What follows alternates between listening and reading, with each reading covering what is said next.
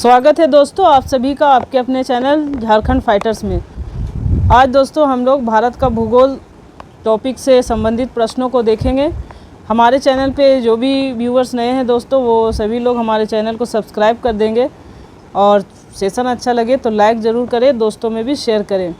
आप लोगों को पता होगा दोस्तों कि CDPO की जो परीक्षा है वो संभावित तिथि 10 जून को JPSC ने निर्धारित की है। उसी के अनुसार हम लोग अपने एग्ज़ाम्स की तैयारी कर रहे हैं। तो इस संदर्भ में हमारा जो सिलेबस है उसमें भारत का भूगोल भी शामिल है। तो भारत के भूगोल से प्रीवियस ईयर के जितने भी क्वेश्चन हैं वो यहाँ पे संग्रहित हैं। उन सब क्वेश्चन को हम लोग देखेंगे, करेंगे और व्याख्या को भी देखेंगे। व्याख्या को देखने से हम लोगों को बहुत फ़ायदा होने वाला है, जिससे हमारा चारों ऑप्शन से संबंधित जो डिटेल होंगे वो हम लोग पढ़ लेंगे। यानी कि हर एक क्वेश्चन में हमारा 1-2 टॉपिक क्लियर होते जाएगा। तो कम समय में टॉपिक को क्लियर करने का ये एक बहुत अच्छा माध्यम है प्रीवियस ईयर के क्वेश्चन। तो प्रीवियस ईयर के क्वेश्चन को ही हम लोग आधार मानकर इसकी तैयारी कर रहे हैं। तो चलिए दोस्तों हम लोग बढ़ते हैं प्रश्नों की ओर। प्रश्न हमारा है कि भारत विस्तृत है कितने कितने डिग्री के बीच विस्तृत है, उसके बारे में पूछा गया है। तो इसका यहाँ पे जो ऑप्शन दिया गया है दोस्तों वो कोई भी मैच नहीं कर रहा है, इसलिए इसका आंसर दिया गया है उपयुक्त में से कोई नहीं। इसकी व्याख्या को हम लोग देखेंगे।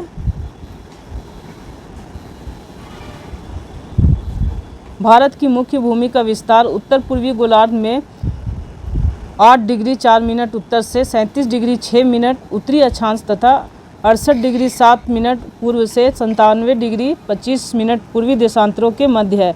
कर्क रेखा भारत के लगभग बीचों बीच से होकर गुजरती है। ये बहुत ही इम्पोर्टेंट क्वेश्चन है।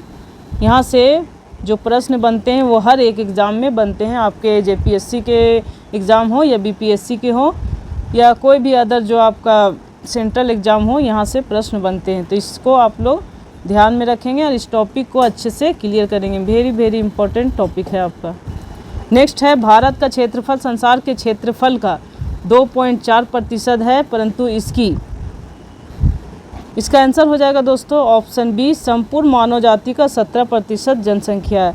यहाँ क्षेत्रफल आपका बहुत ही कम है, 2.4% है, लेकिन जो जनसंख्या है इंसानों की वो है आपका 17%।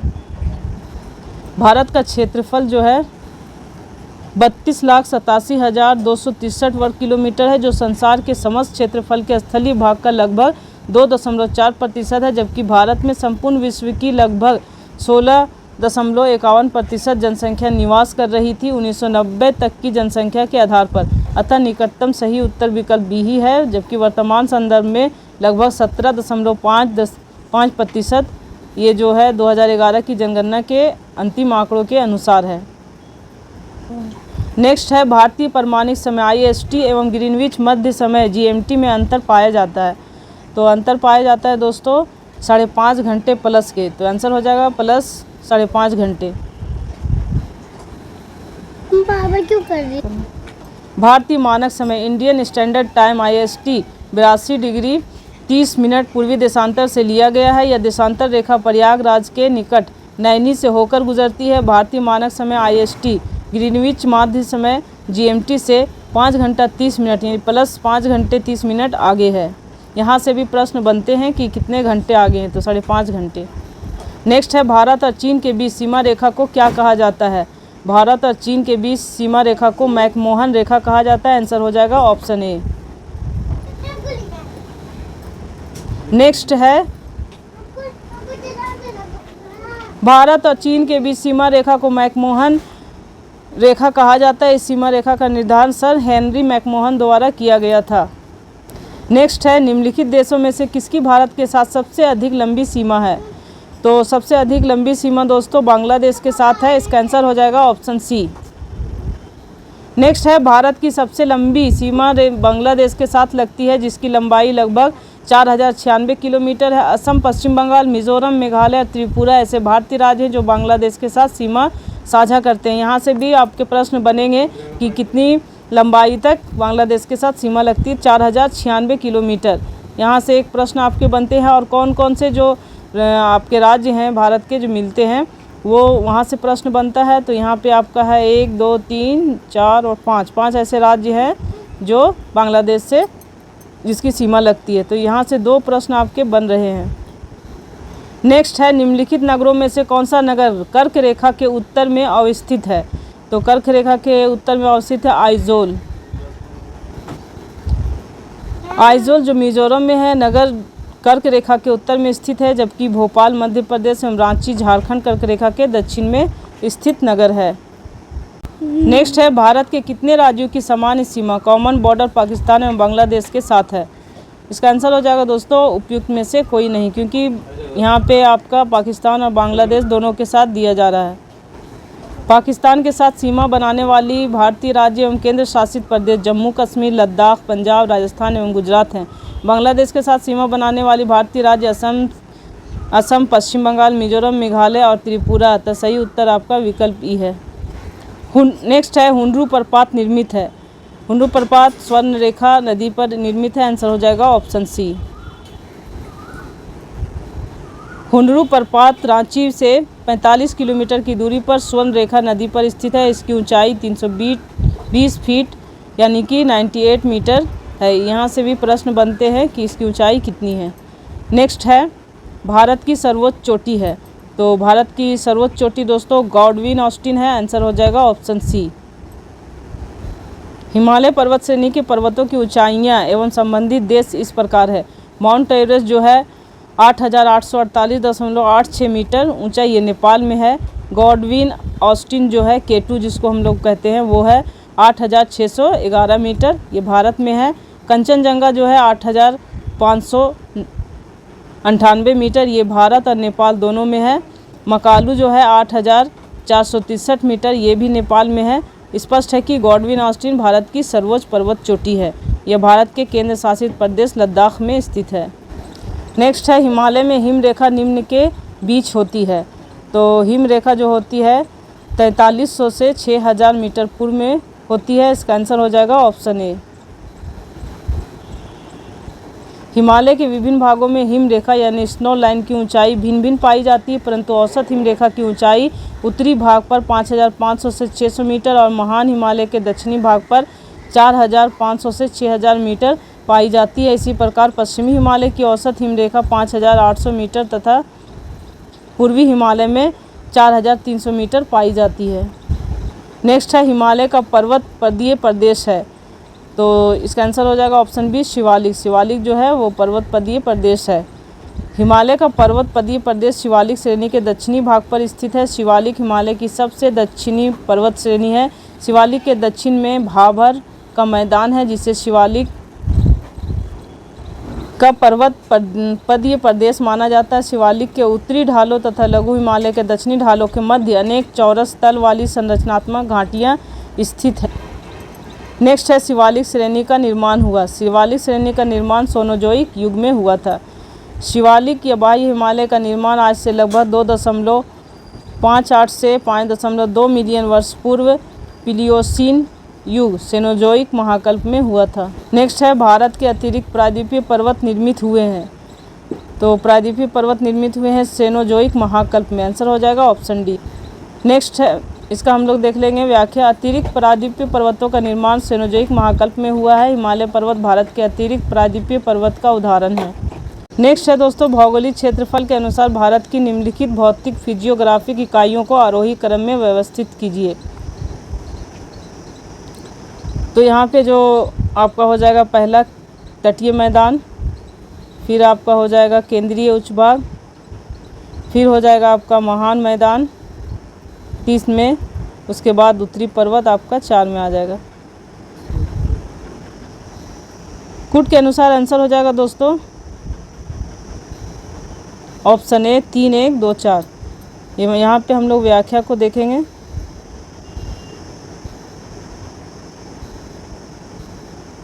भौगोलिक क्षेत्रफल के अनुसार भारत की भौतिक इकाइयों का आरोही क्रम निम्नलिखित है। तटीय मैदान, केंद्रीय उच्च भाग, महान मैदान और उत्तरी पर्वत। नेक्स्ट है, निम्नलिखित श्रेणियों को उत्तर से दक्षिण की ओर क्रम में व्यवस्थित कीजिए। कुट के अनुसार आंसर हो जाएगा दोस्तों ऑप्शन बी। व्याख्या देखेंगे हम लोग। लद्दाख, काराकोरम, पीर पंजाल तथा जास्कर पर्वत श्रेणियाँ। उत्तर से दक्षिण की ओर का सही क्रम है आपका काराकोरम, लद्दाख, जास्कर और पीर पंजाल। ये बहुत ही इंपॉर्टेंट क्वेश्चन है, ये अक्सर पूछे जाते हैं उत्तर से दक्षिण की ओर और दक्षिण से उत्तर की ओर। नेक्स्ट है छोटा नागपुर पठार। छोटा नागपुर पठार एक अग्र गंभीर है, इसका आंसर हो जाएगा ऑप्शन ए। छोटा नागपुर पठार जो है विभिन्न ऊंचाइयों के पठारों का क्रम है। मध्य पश्चिमी भाग पर पाटभूमि स्थित है जिसकी अधिकतम ऊंचाई 1100 मीटर मिलती है। इस पठार के प्रत्येक दिशा में सोपान मिलते हैं। पठार में ढाल तीव्र स्कार्पों के रूप में पाए जाते हैं, अतः यह एक अग्र गंभीर है। नेक्स्ट है भारत में भू आकारों की रचना के संबंध में निम्नलिखित कथनों पर मनन कीजिए। तो यहाँ पे आपका दिया गया है पहला आंसर होगा क्या है? पहला, संरचनात्मक दृष्टि से मेघालय पठार दक्कन पठार का ही विस्तृत भाग है, ये सही है। कश्मीर, दूसरा है कश्मीर घाटी की रचना एक समभिन्नति में हुई है, सही है। तीसरा है गंगा मैदान की रचना एक अग्रगर्त में हुई, ये सही है। आपका आंसर हो जाएगा कूट के अनुसार ऑप्शन ए 1, 2 और 3। मेघालय पठार प्रायद्वीपीय पठार का बाहरी भाग है। यह पठार भ्रंशन के कारण भारतीय प्रायद्वीप से मालदा गैप द्वारा पृथक हो गया है, अतः कथन एक सही है। कश्मीर घाटी की रचना हिमालय की समभिन्नति में हुई। स्वेस के अनुसार गंगा के विशाल मैदान की उत्पत्ति तब हुई जब प्रायद्वीप के दृढ़ भूखंड ने हिमालय के दक्षिण की ओर प्रसार को रोका, तो हिमालय के उच्च वलयों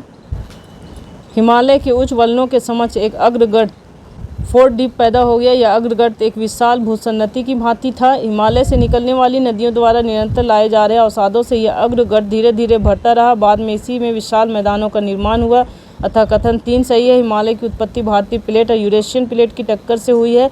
चीनी प्लेट का विवरण प्लेट टेक्टोनिक सिद्धांत में नहीं आता, कथन 4 गलत है। नेक्स्ट है निम्न में से कौन सा मेघालय पठार का अंश नहीं है? इसका आंसर हो जाएगा ऑप्शन ए भुवन पहाड़ियाँ। भुवन पहाड़ियाँ असम के बराक घाटी में स्थित है जो पूर्वोत्तर हिमालय का अंग है, जबकि गारो खासी और जयंतिया पहाड़ियाँ मेघालय पठार के भाग है। नेक्स्ट है इल्मेनाइट जो कि भारतीय तटीय रेखा के साथ व्यापक रूप में वितरित है, जिसका किसका खनिज है? ये टाइटेनियम का खनिज है, आंसर हो जाएगा ऑप्शन बी। इल्मेनाइट जो है एवं रूटाइल टाइटेनियम के 2 प्रमुख खनिज हैं। यह खनिज भारत के तटीय क्षेत्रों में सौराष्ट्र तट गुजरात से लेकर दीघा तट पश्चिम बंगाल के विस्तृत क्षेत्र में पाया जाता है।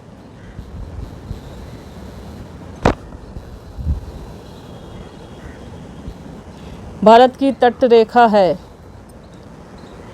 ये जो आंसर दिया गया यहाँ ऑप्शन दिया गया वो सही नहीं है। इसके अनुसार हम लोग व्याख्या को देखेंगे। भारत की मुख्य भूमि से लगे कुल तट की लंबाई 5442.6 किलोमीटर है। मुख्य भूमि से दूर कुल तट की लंबाई 2094 किलोमीटर है। भारत की संपूर्ण तटरेखा अर्थात द्वीपों के साथ 75,166 किलोमीटर है, अतः कोई भी विकल्प सही नहीं। नेक्स्ट है महाराष्ट्र एवं कर्नाटक में पश्चिमी घाट डैश कहलाते हैं। पश्चिमी घाट कहलाते हैं सह्याद्री, आंसर हो जाएगा ऑप्शन बी। पश्चिमी घाट को महाराष्ट्र, गोवा व कर्नाटक में सह्याद्री के नाम से जाना जाता है। इसकी औसत ऊंचाई लगभग 1200 मीटर है। केरल में इसे सह्य पर्वतम के नाम से जाना जाता है। नेक्स्ट है वह दर्रा जो सर्वाधिक ऊंचाई में अवस्थित है। यहाँ पे आपका आंसर दिया गया ऑप्शन ई।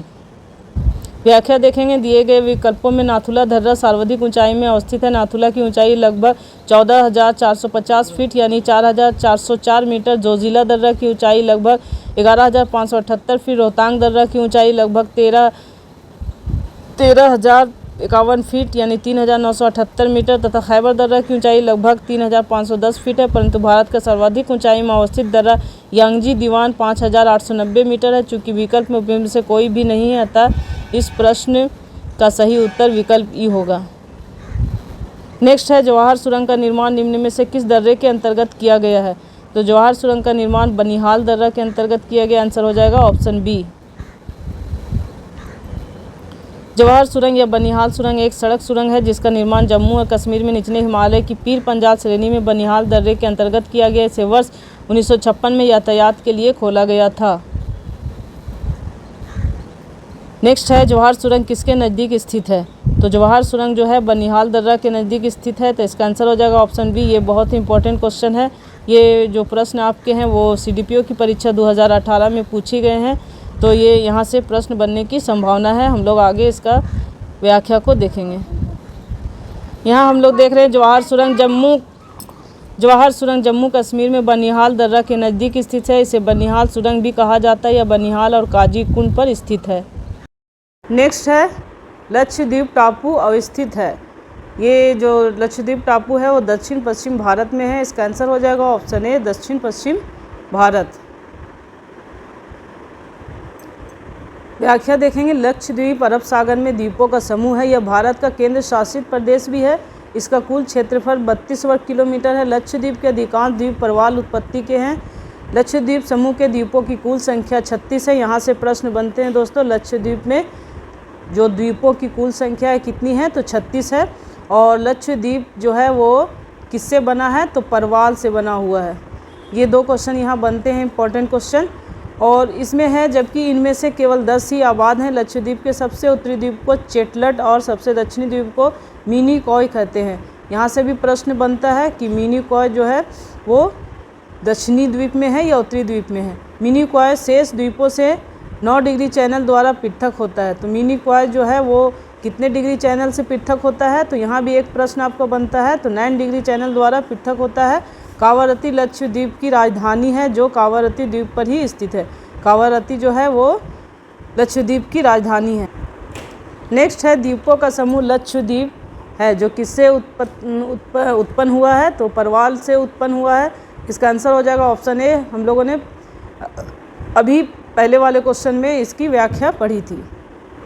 नेक्स्ट है लक्षद्वीप में कितने द्वीप हैं? तो लक्षद्वीप में 36 द्वीप हैं। इसे भी हम लोगों ने पहले व्याख्या में पढ़ लिया है। आगे हम लोग देखते हैं। विदर्भ एक प्रादेशिक नाम है भारत में और यह महाराष्ट्र का अंग है। आंसर हो जाएगा ऑप्शन बी। विदर्भ जो है महाराष्ट्र राज्य का उत्तर पूर्वी प्रादेशिक क्षेत्र है। नेक्स्ट है निम्नलिखित में से किस राज्य में सर्वाधिक क्षेत्र वनों के अंतर्गत पाया जाता है? तो इसका आंसर हो जाएगा दोस्तों ऑप्शन डी, अरुणाचल प्रदेश। अरुणाचल प्रदेश में सर्वाधिक क्षेत्र जो है वो वन के अंतर्गत आता है। भारत वन स्थिति रिपोर्ट जो 2017 के अनुसार अरुणाचल प्रदेश राज्य का सर्वाधिक क्षेत्र वनों के अंतर्गत आता है। भारत वन स्थिति रिपोर्ट ये जो आंकड़ा है वो 2017 के अनुसार है। सर्वाधिक वन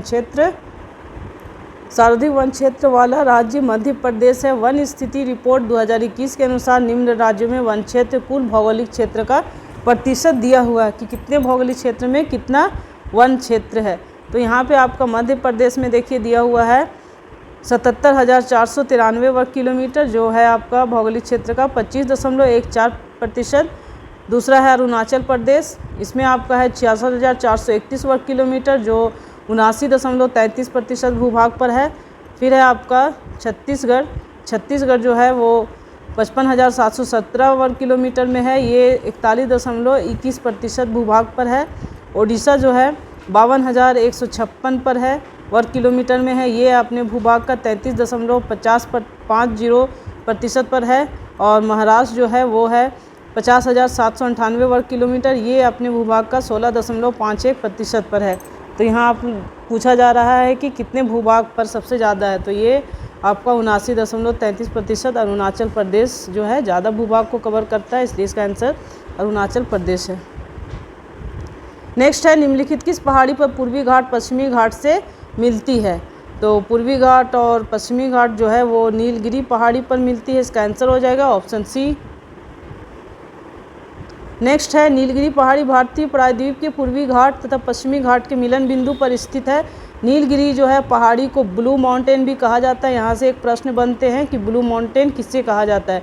इसकी सर्वाधिक ऊंची चोटी जो है डोडा बेट्टा है। डोडा बेट्टा बहुत जगह आपको लिखा रहेगा, तो कन्फ्यूज़न नहीं करना है। डोडा बेट्टा भी इसका नाम होता है, यहाँ दे दिया डोडा बेट्टा। तो ये जो है लगभग 2,637 मीटर ऊंची है। नेक्स्ट है निम्नलिखित पर्वत श्रेणियों में से कौन सा गंगा के मैदान एवं दक्कन पठार को विभाजित करता है? देखिए दोस्तों, ये प्रश्न जो है बहुत इंपॉर्टेंट है। ये प्रश्न आपके CDPO की जो परीक्षा हुई है 2022 में बीपीएससी द्वारा जो ली गई है उसमें पूछा गया है ये प्रश्न। इसका आंसर हो जाएगा आपका ऑप्शन ए विंध्याचल श्रेणी।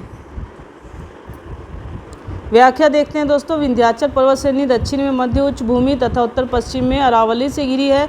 यह पर्वत श्रेणी गंगा के मैदान एवं दक्कन पठार को विभाजित करती है। नेक्स्ट है उत्तराखंड का कौन सा जिला तिब्बत सीमा से नहीं लगा है। तो उत्तराखंड का जो अल्मोड़ा जिला है वो तिब्बत से सीमा से नहीं लगा हुआ है। आंसर हो जाएगा ऑप्शन ए। उत्तराखंड का अल्मोड़ा जिला तिब्बत के साथ सीमा साझा नहीं करता है। उत्तराखंड के 3 जिले पिथौरागढ़, चमोली और उत्तरकाशी तिब्बत के साथ सीमा साझा करते हैं। उत्तराखंड के पिथौरागढ़, चंपावत और उधम सिंह नगर नेपाल के साथ अपनी सीमा साझा करते हैं। पिथौरागढ़ नेपाल और तिब्बत दोनों के साथ सीमा साझा करते हैं। नेक्स्ट है निम्नलिखित नदियों में से कौन पूर्व की ओर प्रवाहित नहीं होती है। ये क्वेश्चन भी इम्पोर्टेंट है आपका। ये क्वेश्चन सीडीपीओ के एग्ज़ाम में 2022 में पूछा गया है। इसका आंसर आपका दिया गया है ऑप्शन ई। व्याख्या देखते हैं दोस्तों। गोदावरी एवं कृष्णा दोनों नदियां दक्षिण भारत की नदियां हैं जो पश्चिम से पूर्व की ओर प्रवाहित होती हैं। ये दोनों नदियां बंगाल की खाड़ी में गिरती हैं, जबकि नर्मदा एवं गंगावली नदियां पूर्व से पश्चिम की ओर प्रवाहित होती हैं तथा अरब सागर में गिरती हैं। ध्यातव्य है कि गंगावली नदी पश्चिमी घाट में धारवाड़ क्षेत्र से निकलती है। इस प्रकार उपयुक्त में से 2 विकल्प सही होने के कारण उत्तर विकल्प ई। नेक्स्ट है भीमा नदी निम्नलिखित में से किस नदी की उपनदी है। तो भीमा नदी जो है कृष्णा नदी की उपनदी है। आंसर हो जाएगा ऑप्शन ए। भीमा नदी कृष्णा नदी की सहायक तथा उपनदी है। कृष्णा नदी की अन्य सहायक नदियां कोयना, घाटप्रभा, मालप्रभा, तुंगभद्रा, मूसी आदि हैं। नेक्स्ट है निम्नलिखित में से कौन सी भारत में प्रायद्वीपीय नदी प्रणाली की विशेषता है। तो पहला दिया गया प्रायद्वीपीय नदियाँ केवल वर्षा से ही जल प्राप्त करती है, सही है। ये नदियाँ युवा वलित पर्वतों से होकर बहती हैं और अभी भी युवावस्था में, ये सही नहीं है।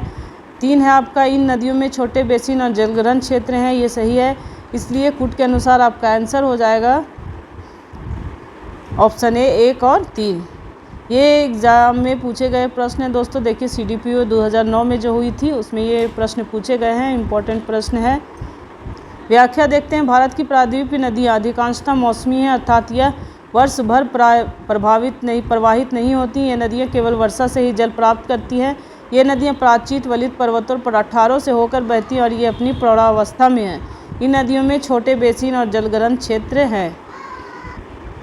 नेक्स्ट है काली मिट्टी के लिए निम्नलिखित में से किस शब्दावली का भी प्रयोग होता है। इसका आंसर हो जाएगा दोस्तों ऑप्शन ई। व्याख्या को देखेंगे। दक्कन ट्रैप की काली मिट्टी को रेगड़ या रेगुर के नाम से जाना जाता है। यह कपास की खेती के लिए अत्यधिक उपयुक्त है। इनमें लोहा, चूना, कैल्शियम, पोटास, एल्यूमिनियम एवं मैग्नीशियम कार्बोनेट की अधिकता तथा नाइट्रोजन, फास्फोरस और जैविक पदार्थों की कमी पाई जाती है। अतः उत्तर ई होगा जो 1 से अधिक है। नेक्स्ट है निम्नलिखित में से किस राज्य में काली मिट्टी पाई जाती है। इसका आंसर हो जाएगा उपयुक्त में से 1 से अधिक। व्याख्या को देखेंगे। काली मिट्टी दक्कन के पठार के अधिकतर भाग पर पाई जाती है। इसमें महाराष्ट्र के कुछ भाग, गुजरात, आंध्र प्रदेश तथा तमिलनाडु के कुछ भाग शामिल हैं। गोदावरी और कृष्णा नदियों के ऊपरी भाग और दक्कन के पठार के उत्तरी पश्चिमी भाग में गहरी काली मृदा पाई जाती है। इन मृदाओं को रेगूर तथा कपास वाली काली मिट्टी भी कहा जाता है। आमतौर पर काली मिट्टी मृदाएँ मृण्मय, गहरी और अपारगम्य होती हैं। ये मृदाएं गीली होने पर फूल जाती हैं और चिपचिपी हो जाती है। सूखने पर ये सिकुड़ जाती है। इन्हें स्वतः जुताई मृदा भी कहते हैं। नमी के धीमे अवशोषण और नमी के क्षय की इस विशेषता के कारण काली मृदा में एक लंबी अवधि तक नमी बनी रहती है। नेक्स्ट जो आपका क्वेश्चन है वो 2020 में भारत में निम्नलिखित फसलों में से किसका रकबा सर्वाधिक था। 2020 का ये डाटा के बारे में पूछ रहा है। ये प्रश्न आपका सीडीपीओ की परीक्षा 2022 में जो हुई है उसमें पूछा गया है। इसका आंसर हो जाएगा चावल यानी धान। धान की जो खेती होती है उसका रकबा सर्वाधिक है 2020 में फसलों के अनुसार। वर्ष 2020 में भारत में उगाई जाने वाली फसलों में चावल का रकबा सर्वाधिक था। वर्ष 2021 से 22 में भारत में चावल के 3 शीर्ष उत्पादक राज्यों में पश्चिम बंगाल, उत्तर प्रदेश, पंजाब का स्थान है। वैश्विक स्तर पर चावल के 2 उत्पादन में चीन के बाद भारत का दूसरा स्थान है। सर्वप्रथम चीन है, फिर भारत है। नेक्स्ट है निम्नलिखित राज्यों में से किसमें तांबा अयस्क का सबसे बड़ा भंडार है। आंसर है दोस्तों राजस्थान। राजस्थान में ही तांबा अयस्क का सबसे बड़ा भंडार है। ये प्रश्न भी आपके CDPO की परीक्षा में पूछे गए हैं। देखिए 2022 में इसकी भी व्याख्या हम लोग देख लेते हैं। भारत में ताम्र अयस्क का सबसे बड़ा भंडार राजस्थान में, इसके पश्चात क्रमशः झारखंड, मध्य प्रदेश का स्थान है। कुल ताम्र अयस्क भंडार का लगभग 92.10% हिस्सा इन्हीं 3 राज्यों में है। ध्यातव्य है कि तांबा महत्वपूर्ण अलौह धातु है। भारत तांबे के उत्पादन में आत्मनिर्भर नहीं है। नेक्स्ट है पूर्वी उत्तर प्रदेश में बिहार के भाग निम्नलिखित मैदानों में से किसमें सम्मिलित है। आंसर हो जाएगा मध्य गंगा मैदान। आंसर है ऑप्शन बी। ये क्वेश्चन भी आपके CDPO की परीक्षा में पूछे गए हैं 2022 में। ये इम्पोर्टेंट क्वेश्चन। नेक्स्ट है निम्नलिखित में से कौन सा उद्योग का केंद्र है। तो उद्योग का केंद्र है यहाँ, आंसर हो जाएगा आपका भीलवाड़ा, ऑप्शन बी। ये प्रश्न भी आपके पूछे गए हैं CDPO की परीक्षा में 2022 में। भीलवाड़ा वस्त्र उद्योग का केंद्र है। ध्यातव्य है कि भीलवाड़ा राजस्थान राज्य का एक शहर है। नेक्स्ट है निम्नलिखित संघ क्षेत्रों में से किसमें सबसे कम क्षेत्र वनाच्छादित है। सबसे कम क्षेत्र में वन कहाँ पे है, उससे प्रश्न पूछे गए हैं। ये प्रश्न भी आपके देखिए CDPO की परीक्षा 2022 में पूछा गया है। इसका आंसर हो जाएगा चंडीगढ़।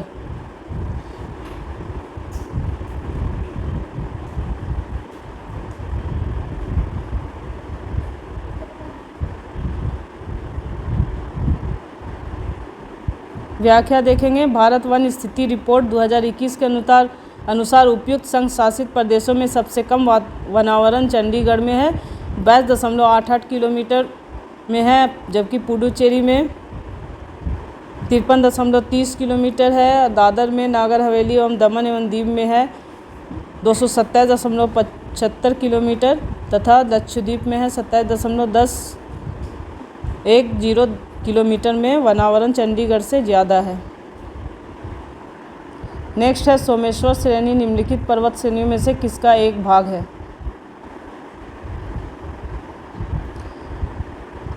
इसका आंसर हो जाएगा दोस्तों ऑप्शन डी, शिवालिक श्रेणी। ये प्रश्न भी CDPO की परीक्षा में पूछे गए हैं। देखिए यहाँ ये प्रश्न भी आपके CDPO की परीक्षा जो 2022 में हुई है पूछे गए प्रश्न है। इसकी व्याख्या को हम लोग देखेंगे। सोमेश्वर श्रेणी शिवालिक श्रेणी बाह्य उप हिमालय का एक भाग है। ध्यातव्य है कि हिमालय को निर्माण की आयु के आधार पर एवं वलयों की तीव्रता के आधार पर 4 समांतर संरचनात्मक क्षेत्रों में बांटा जा सकता है। पहला है ट्रांस हिमालय जो तिब्बत का क्षेत्र है, विरत हिमालय, महान हिमालय, लघु हिमालय, मध्य हिमालय।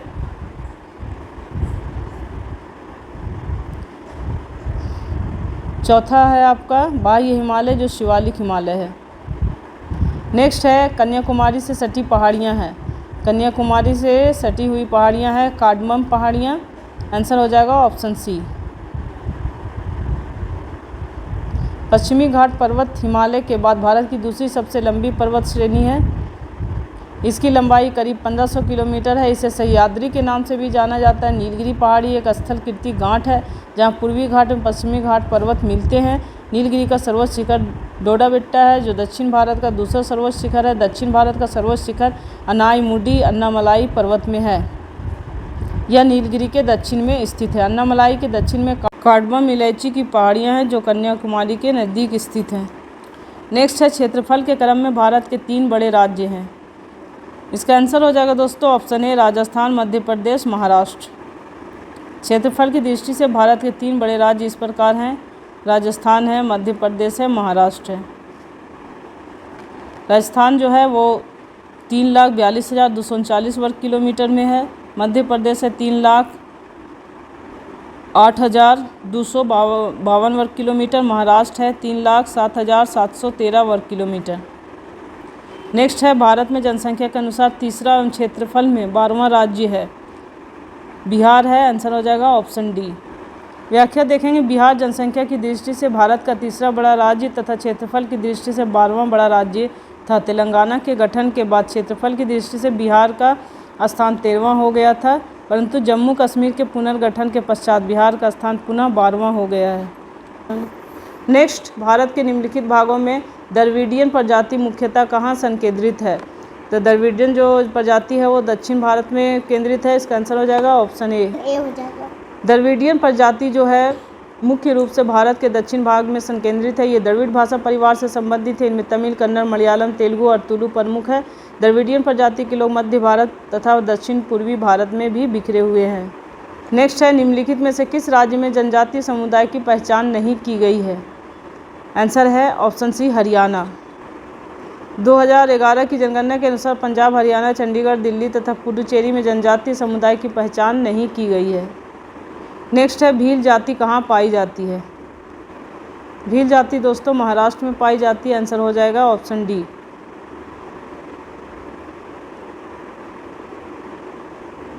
भील जनजाति भारत के गुजरात, मध्य प्रदेश, छत्तीसगढ़, महाराष्ट्र, आंध्र प्रदेश, कर्नाटक, त्रिपुरा एवं राजस्थान प्रांतों में पाई जाती है। नेक्स्ट है, निम्नलिखित में से जनजाति और राज्य की कौन सी जोड़ी सही नहीं है? आंसर हो जाएगा दोस्तों option D Toda Kerala.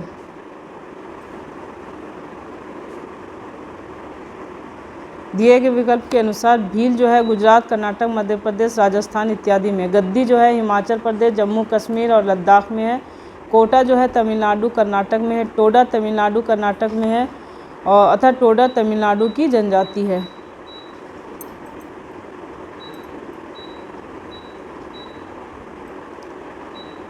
Next है, भारत में जिन क्षेत्रों में शुष्क भूमि कृषि की जाती है उनमें वार्षिक वर्षा डैश से कम होती है। ये प्रश्न भी आपके पूछे गए हैं CDPO की परीक्षा में, बहुत इंपॉर्टेंट है। 2018 में CDPO की परीक्षा में पूछा गया है। इसका आंसर हो जाएगा 75 सेंटीमीटर।